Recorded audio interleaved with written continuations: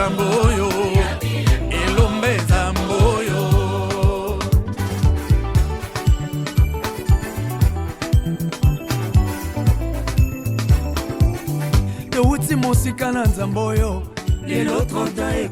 Bien-aimés dans le Seigneur, Shalom.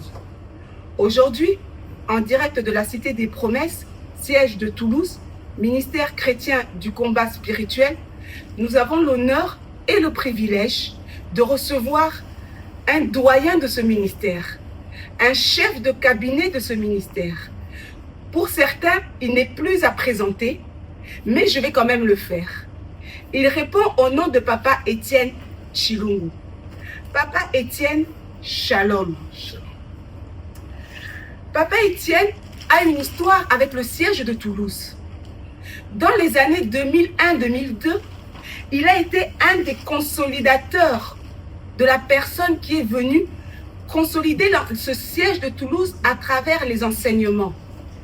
Il a eu à passer à plusieurs reprises en faisant de différentes missions. Aujourd'hui, alors que le siège de Toulouse fête ses 30 ans d'existence, nous avons la grâce de le retrouver une fois de plus parmi nous. Papa Étienne, après ce petit résumé, ma première question est la suivante.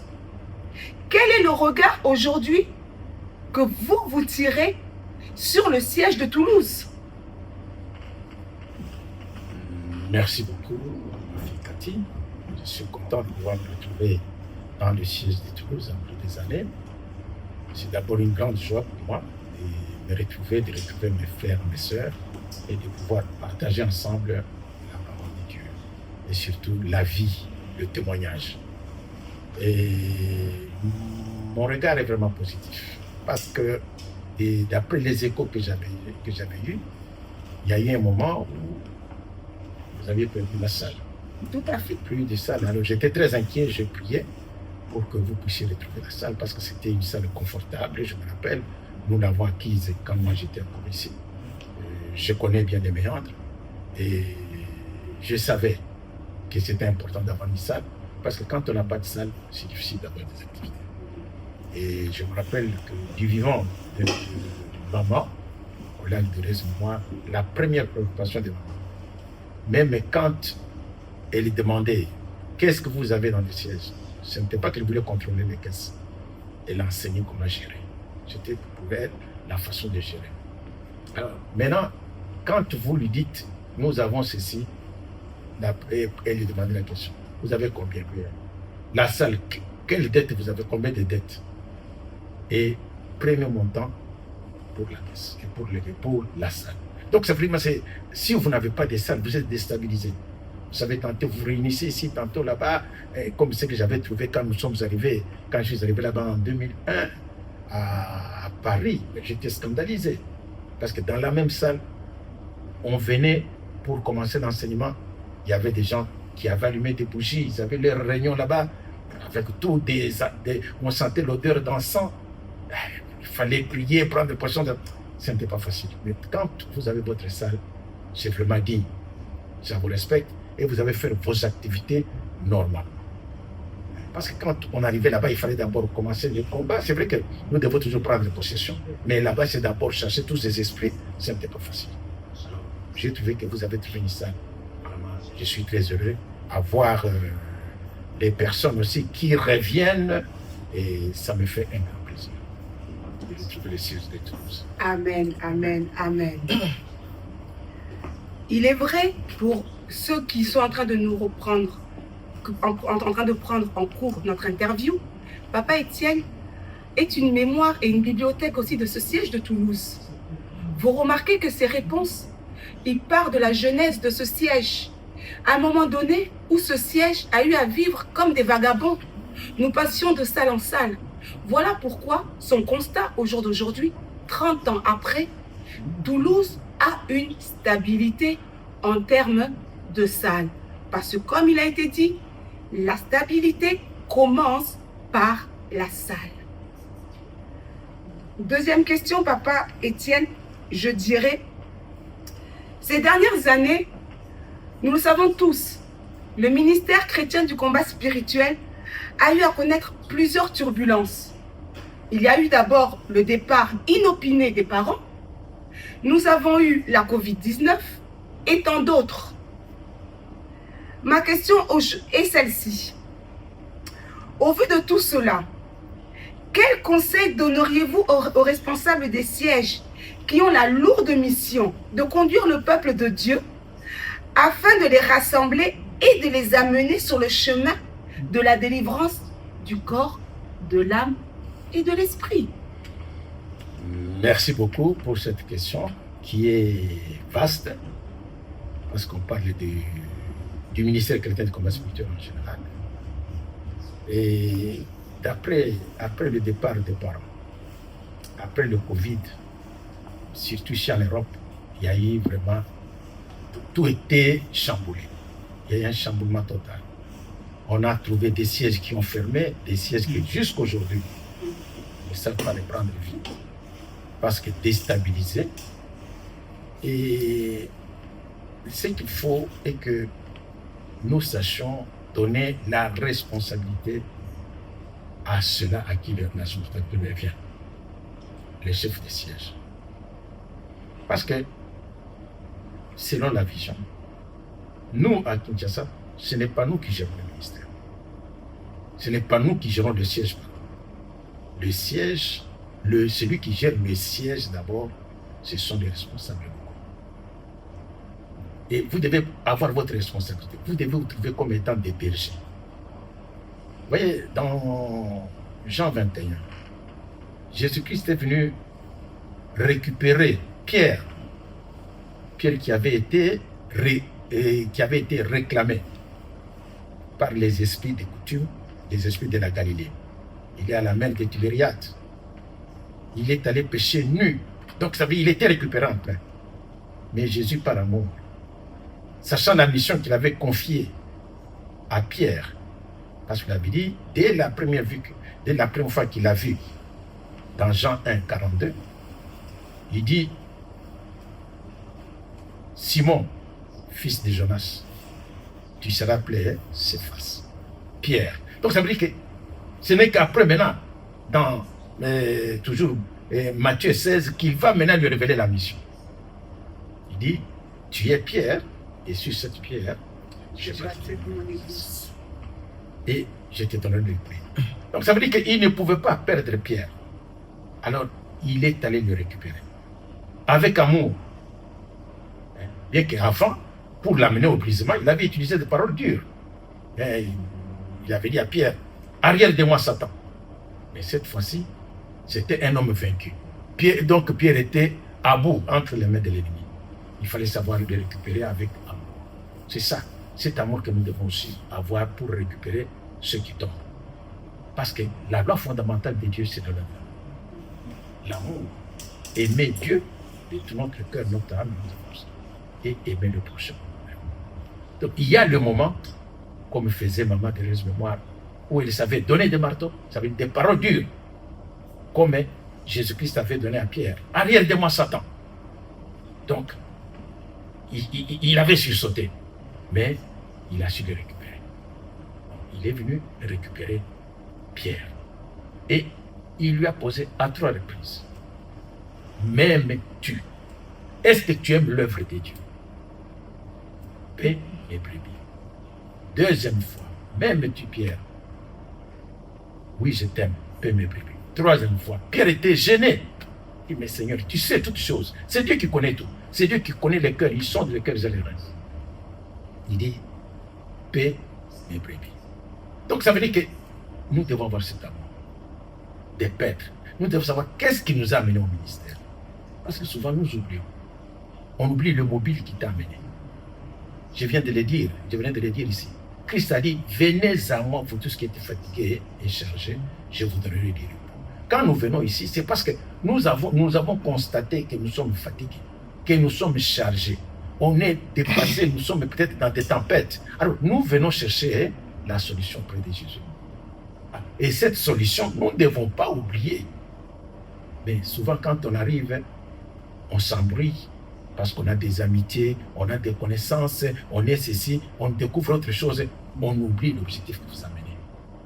Et quand vous suivez cet objectif, on vous a hissé au niveau où vous devez être le peuple de Dieu, vous devez être en mesure d'apporter l'herbe parfois. Ce n'est pas l'herbe pourrie, ce n'est pas quoi, c'est l'herbe qu'il faut apporter aux brebis. C'est ça. Amen. Papa Etienne, vous venez de nous dire que les sièges sont censés se gérer par eux-mêmes et les responsables locaux doivent être des bergers. Il y a aussi une maxime au ministère où on disait, où on le dit parfois encore aujourd'hui, que nous sommes venus chacun pour sa délivrance. Et il est difficile de donner ce qu'on n'a pas.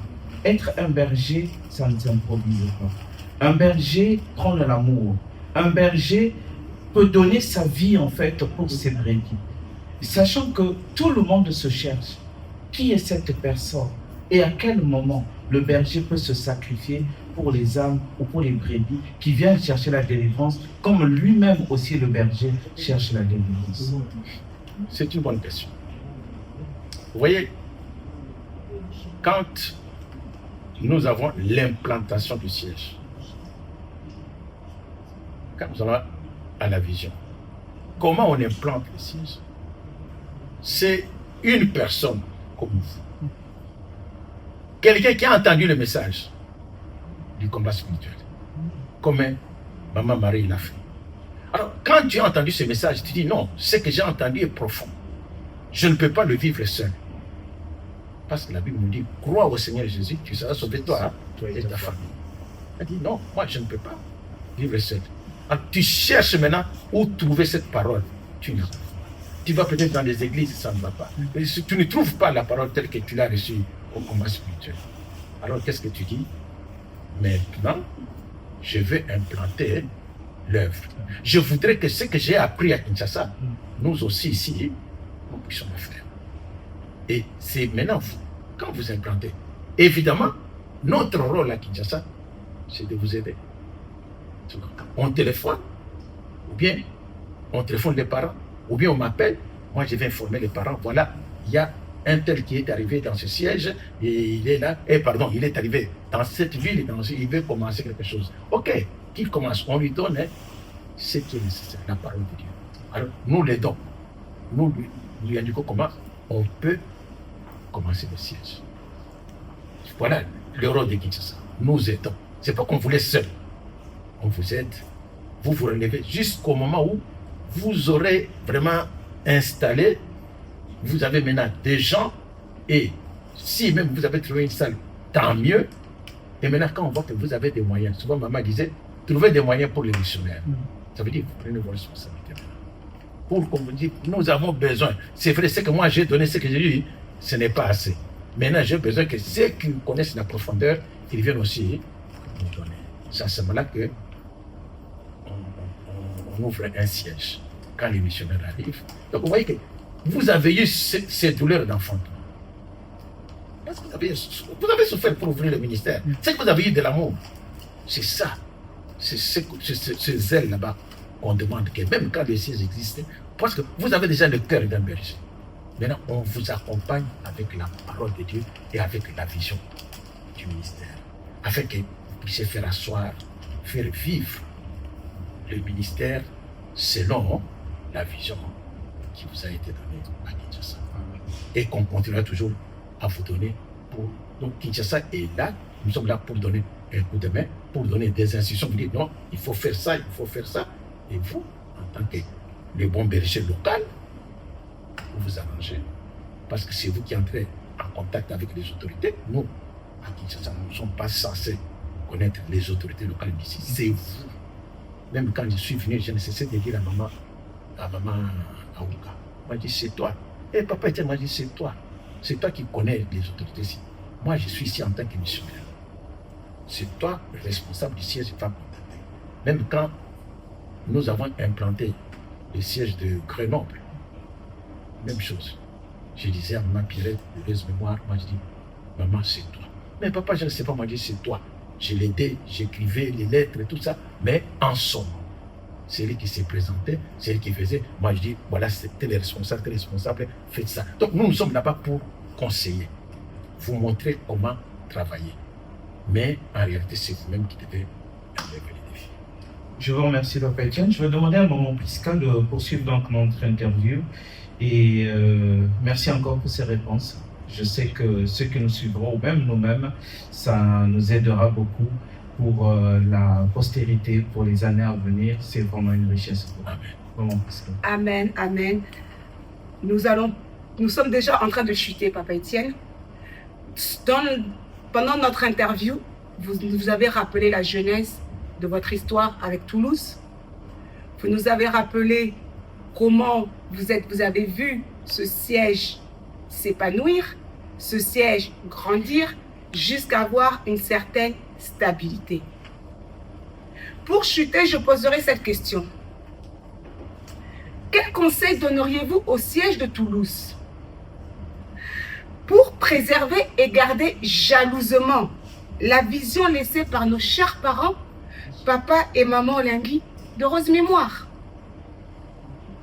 Le conseil que moi, je peux donner, et j'insiste sur ça, c'est d'appliquer la loi fondamentale du royaume de Dieu.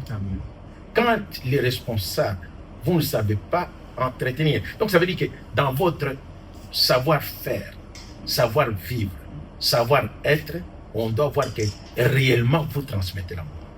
Parce que l'amour est une puissance. Quand tu as l'amour, tu as la puissance de transmettre aux autres la vie. Tu as la capacité de sauver. Et regardez cette femme là-bas qui, dans le jugement de Salomon, elles étaient là-bas, les deux. Celle qui a perdu son fils, parce qu'elle avait étouffé, elle va voler l'enfant d'autrui. Salomon dit, ok, nous allons voir. Mais alors, pour vous départager, comme il dit, c'est mon fils, l'autre c'est le mien. Alors, nous allons découper l'enfant. Comme ça, on vous donne chacun la moitié. Celle qui n'était pas la mère, qui n'avait pas d'amour, elle a répondu, oui, qu'on se départage. Comme ça, nous tous, nous sommes perdants. Et Salomon, dans la sagesse que Dieu lui avait donnée, il a compris que la véritable... Et l'autre a dit, non, Seigneur, ne le tuez pas. Laissez-le même entre ses mains, pourvu qu'il vive et que je le vois vivre. C'est ça l'amour. Donc, ça veut dire que même si on t'a arraché des gens, ce n'est pas à toi d'aller te battre, d'aller on m'a arraché ceci, te battre, commencer à injurier des gens et peut-être faire des boucans. Non. Que la volonté du Seigneur se fait. Surtout, quand tu as cet amour, tu vas sauver la vie. Il faut savoir donner l'amour. Laisser la haine, la colère, comme nous venons de parler dans la prédication ici. Donc, la haine surtout, ça tue. Quand tu es colérique, tu veux toujours caca. Non, ça ne sert à rien. Il faut être tendre. Être tendre ne veut pas dire de ne pas être sévère. La sévérité est là. Il faut être sévère pour protéger l'œuvre de Dieu. Il faut être sévère pour protéger la vision. Néanmoins, avoir un cœur de mère. Un cœur pour porter. Parce que tu as eu les douleurs d'enfant. Alors il faut. Même si toi tu es nouveau, tu as trouvé que bon, celui qui avait implanté n'est plus là. Toi, quand tu viens, tu dois connaître les douleurs d'enfant. Celui qui a ou celui qui a enfanté le siège et savoir comment te comporter en tant que bon berger. C'est ce que Jésus-Christ a dit. Au verset 18, nous avons parlé de Jean 21. Au verset 18, qu'est-ce qu'il dit à Pierre? Il dit, quand tu étais enfant, tu portais toi-même, tu t'es saigné, tu portais tes vêtements, tu t'es saigné, tu allais où tu voulais. Mais quand tu seras adulte, quelqu'un d'autre viendra te mettre la ceinture, il va t'amener même là où tu ne voulais pas. Qu'est-ce que ça veut dire? Ça veut dire que dans cet amour, tu dois avoir une croissance spirituelle. Nous devons croître spirituellement. Et notre comportement, nous n'allons plus nous comporter en égoïste. Parce que quand tu as grandi, tu vas tenir compte des autres. C'est ça la croissance. Quand tu seras vieux. Ça veut dire que tu ne vas plus agir. Bon, j'ai soif, je bois. J'ai ceci, et voilà. Je vais insulter, j'insulte. Non. Tu es adulte. Tu es vieux. Laisse aussi que les autres te fasse te mettre des manteaux, qui t'amènent là où tu ne voudrais pas. Qu'est-ce que ça veut dire? Ça veut dire que quand tu es responsable, tu dépends non seulement de toi-même, oh c'est moi le chef, c'est moi, non. Tu dois tenir compte de toute la foule. Parce que ceux-là, ils ont besoin de cet amour. Dans ta façon d'agir, dans ta façon d'être, dans ta façon de te comporter, dans ta façon de parler, ils découvrent l'amour. Il y en a qui sont faibles, il faut savoir les soutenir. Il y en a qui, toi tu es monté à un niveau spirituel, mais les autres ils sont débutants. Ils ont besoin de lait. Tu leur donnes le lait et non pas la nourriture solide. Donc tout ça c'est quoi? Avoir le discernement. Comme nous l'avons dit dans Romains 12, verset 2. Donc le renouvellement de l'intelligence. Cela va te donner, tu vas discerner la volonté de Dieu, ce qui est bon et ce qui est parfait. Tu sauras, avec telle personne, je me comporte comme ça, avec telle. C'est comme ça que nous sommes avec notre maman, la Thérèse. Donc, on avait peur quand c'est pour ça, elle va donner des marteaux. Mais il savait donner le marteau et il savait récupérer. Il savait à qui donner le marteau, quel est le moment de donner le marteau et puis comment savoir le récupérer. Donc, c'est ça, quand tu es grand, tu dépends des autres. Moi, je ne veux plus dépendre seulement de moi-même, je dois aussi dépendre de mon épouse. Parce que je ne peux pas faire les choses que mon épouse ne veut pas. Si je la respecte, je dois tenir compte. Je dois tenir compte de mes enfants. Parce que si je fais quelque chose qui ne plaît pas à mes enfants, on va se moquer de mes enfants. Il y a votre papa est là. Je dois tenir compte non seulement de mes enfants biologiques, mes enfants spirituels que vous êtes. Avant d'agir, je dis, est-ce que c'est bon? Est-ce que là où je vais là-bas, je ne vais pas rencontrer des enfants spirituels qui vont venir? Ce n'est pas l'hypocrisie. Non, c'est tenir compte. Quand tu es vieux, tu dois aussi que les autres te fassent porter des manteaux qui t'amènent là, même là où tu vas. Papa Etienne, vous venez là de parler, j'ai comme l'impression que c'est un code, c'est une sagesse que vous donnez à la fois au siège, aux responsables et même à tout le monde. Moi, ce que j'aimerais savoir, vous avez connu ce siège, ce siège avait, on va dire, 4 ou 5 ans. Aujourd'hui, il a 30 ans. Qu'est-ce que ça vous fait de voir que ce bébé que vous avez accompagné, que vous avez appris à marcher, aujourd'hui, il peut courir. Aujourd'hui, il peut se battre. Aujourd'hui, il survit par lui-même. Quel est votre sentiment le plus cher?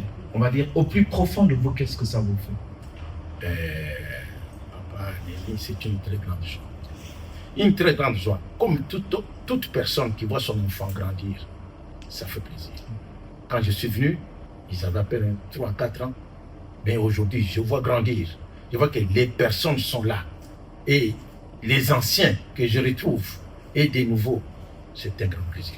Comme un papa, quand il voit son enfant, surtout ses petits-enfants, quelle joie. Comme maintenant mon épouse, je sais, elle est là. Moi, je ne suis pas là. Elle pouvait se sentir seule, isolée. Mais la présence des petits-enfants, ça donne vie.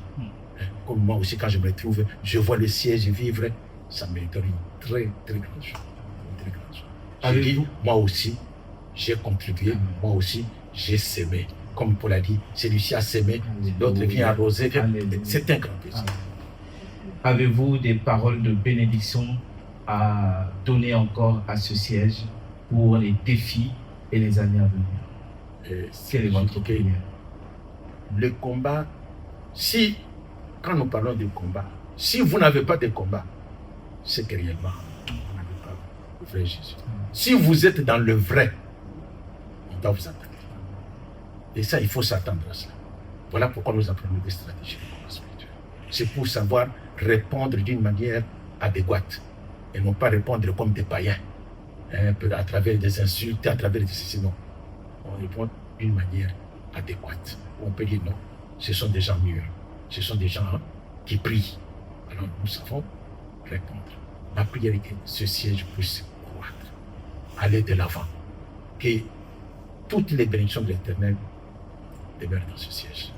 Que les responsables vraiment, qu'ils soient bénis dans leurs entreprises. Parce que je sais combien de sacrifices ils ont fait. Combien de sacrifices. C'est de ce que tu appelles Maman Prisca. Moi je l'ai connu comme Cathy. Je pouvais même l'appeler, moi j'allais l'appeler Cathy. Heureusement, tu viens de parler de Prisca. Elle était petite. Quand elle m'accompagnait à prière, même à Grenoble, elle prenait mes choses avec sa grande sœur. Donc, ça veut dire que quand je le vois maintenant grandir et devenir maire, c'est une grande joie, une très grande joie. De voir et dire que toutes les bénédictions demeurent dans ce siège et que les personnes qui travaillent, qui contribuent d'une manière ou d'une autre, que Dieu seul sache rémunérer au centime de chaque personne, car c'est lui seul qui sauve le cœur et qui se libère. Amen, amen. Bien-aimés dans le Seigneur, merci d'avoir suivi avec nous cette interview avec notre cher papa tant aimé, papa Étienne Chilungu, pour les 30 ans du siège de Toulouse. Nous retiendrons une chose, bien-aimés, la croissance et l'amour, ainsi que la persévérance, continuera à faire persévérer ce siège. Papa Néhémie, papa Étienne, rendez-vous dans 30 ans.